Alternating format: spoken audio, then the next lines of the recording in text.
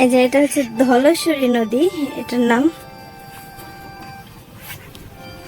তো আমরা এই নদী পার হয়ে ওই যে নৌকা ওই সাইডে দেখা যাচ্ছে না, ওই পার যাব।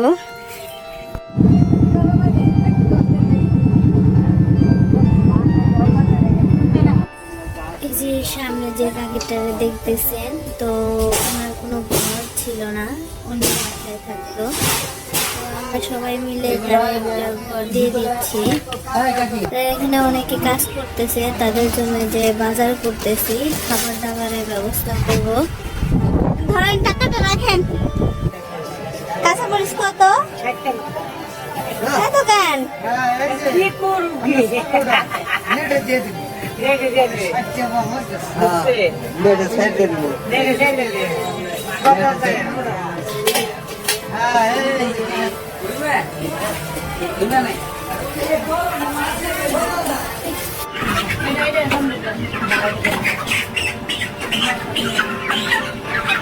দেখতো পরিষ্কার না?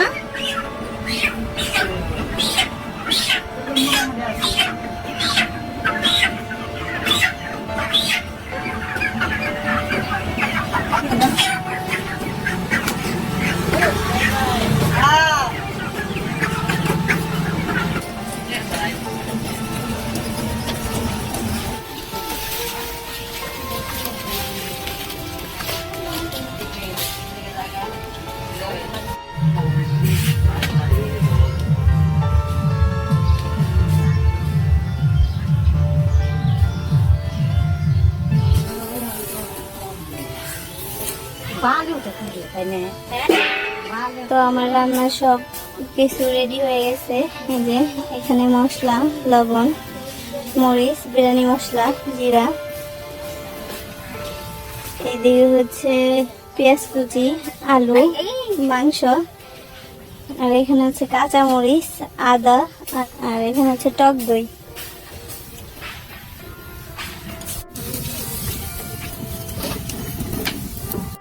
প্রথমে তেলের মধ্যে আমি আলুগুলো ভেজে নেব হালকা লবণ দিয়ে, যেন সিদ্ধ হয়। তো ভাজা হয়ে গেছে, এখন উঠিয়ে নিচ্ছি। এটা আস্তে আস্তে ভাজতে হবে, না হলে সিদ্ধ হবে না, কাঁচা থাকবে। তো বাকি যে তেলটা আছে তার মধ্যে আমি হচ্ছে পেঁয়াজ কুচি দিয়ে দিব। তো আমি কিছু পেঁয়াজ কুচি দিয়ে রাখবো রাইসটার জন্য। আর এখানে এক্সট্রা দারচিনি আর এলাচ দিচ্ছি। এখন হচ্ছে রাঁধুনি বিরিয়ানি মশলা যেটা আছে সেইটা দিচ্ছি। তো এটা দিয়ে ভালো করে একটু নাড়াচাড়া করে তারপর আদা রসুনের পেস্ট দিব। আর হচ্ছে কাঁচামরিচটা পেস্ট করেও দিলেও হয়, আবার কেটে দিলেও হয়। অনেকগুলো কাঁচামরিচ আমি পেস্ট করতে পারি নাই, এর কারণে আমি কেটে দিছি। তো ভালো করে কষানোর পর আমি এখন টক দই দিয়ে দিলাম। তো আবার একটু নাড়াচাড়া করে এরকম কষানো হবে। মশলাটা কষানোর পর উপরে তেলটা ভেসে উঠবে, তখন ঝরানো মাংসটা দিতে হবে।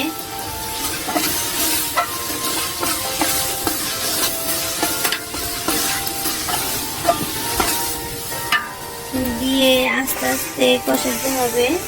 আর যদি এক্সট্রা পানি লাগে তাহলে পানি দিতে হবে। আর যদি মাংস থেকে পানি উঠে তাহলে তো আর পানি দিতে হবে না এক্সট্রা। তো হয়ে গেছে। এখন রাইসটার জন্য আবার তেলের মধ্যে এলাচ দারচিনি দিয়ে দিচ্ছি, আর এই পেঁয়াজ কুচি দিচ্ছি। এটা ব্রাউন কালার হলে মানে যতটুকু চাল দিব তার দ্বিগুণ পানিটা দিয়ে দিচ্ছি। ফোটার পর চালটা ঝরিয়ে রাখা হয়েছিল ওয়াশ করে, তো সেটা দিয়ে দিচ্ছি। তো এই অবস্থায় মাংস যেটা আমি আগে কষিয়ে রাখছিলাম তো সেটা মিক্স করে দিচ্ছি। তো ভালো করে মিক্স করতে হবে, না হলে এক জায়গায় মিশবে আর এক জায়গায় মিশবে না। এক জায়গায় মশলা হয়েছে আর এক জায়গায় হয় নাই।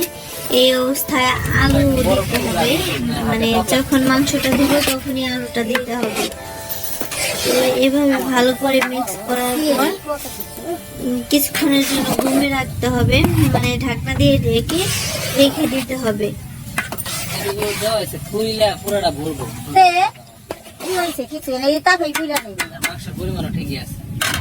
তো রান্না শেষ হয়ে গেছে, এখন খাবার দাবারের পালা। তো এই যে এক ভাইয়া সবাইকে দিচ্ছে প্লেটে।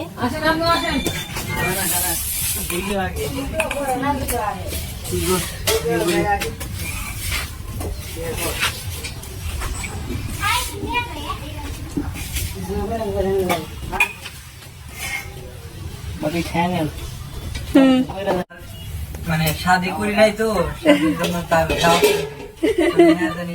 আমার শাদির সময় পাক করে। তাহলে এর উপর কোনো কমপ্লিমেন্ট হয় না।